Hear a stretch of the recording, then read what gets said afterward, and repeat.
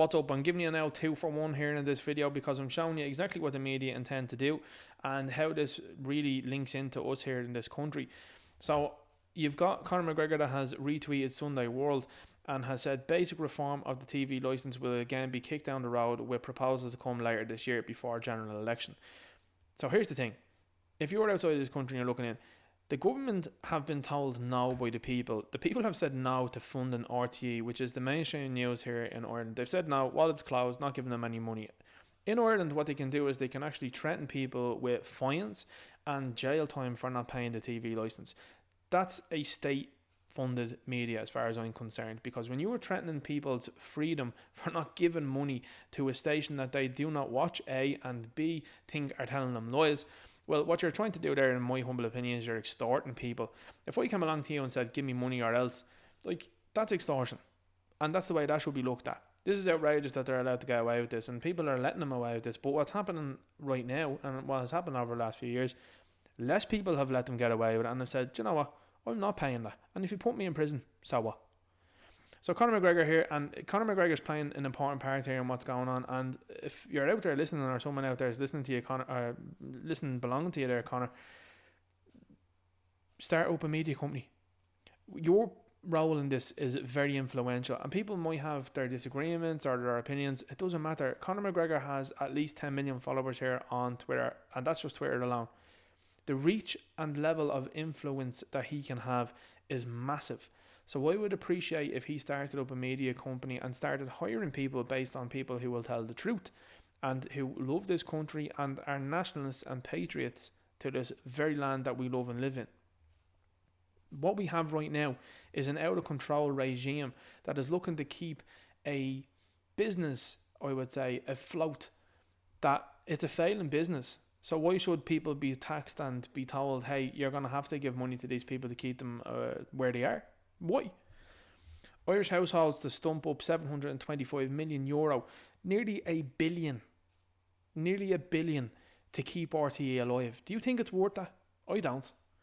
To bail out RTE, 33rd Dáil Éireann, corrupt traitors. He says it all, and this is the thing on why I'm giving you a 2 for 1 on this one is because this is exactly the type of stuff that the likes of RTE is going to be posting. And they have posted. If they're actually after having people on that are from Africa that are telling you that you have white privilege and all of these other nutcases that they bring on Looney Tunes, that they're bringing in here to tell you how to live your life and all that. It's absolute nonsense. And not only that, but you've got our own Looney Tunes that are going on there that are part of legacy parties here, corrupt to the hilt. And they're going on and telling you how to live your life and what you can and can't do. It's absurd stuff. So what you have here, the National Geographic, the New Europeans. We are Americans. So why am I saying that? Why am I bringing that in? Well, because it's just showing you what the media are looking to do. Because look at what else they do. The child-free life. 2 white people here in this advertisement. That's the first and only time you're going to see 2 white people in an ad for a very long time, because this is how things are looking right now. And 50 shades of darker there now, I would say, with regards to this thing, is usually what you see in ads with women like this one here. So what you're going to see is RTE be bailed out, which is a failing business, a business that has been told now by the people, and these people are just going to continue on. Because why? Well, RTE is very useful to them. It's useful to pump out information. Well, I would say information. It's wrong information. It's a lot of the time it's telling lies, in my humble opinion. Again, they're my views. But it's pumping out stuff there that's completely contrary to reality as far as I'm concerned, and it's what's making people unreasonable.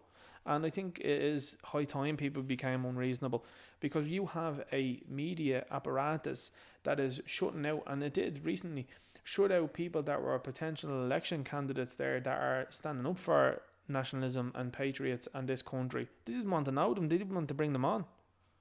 Is that not election tampering when you're shutting that out?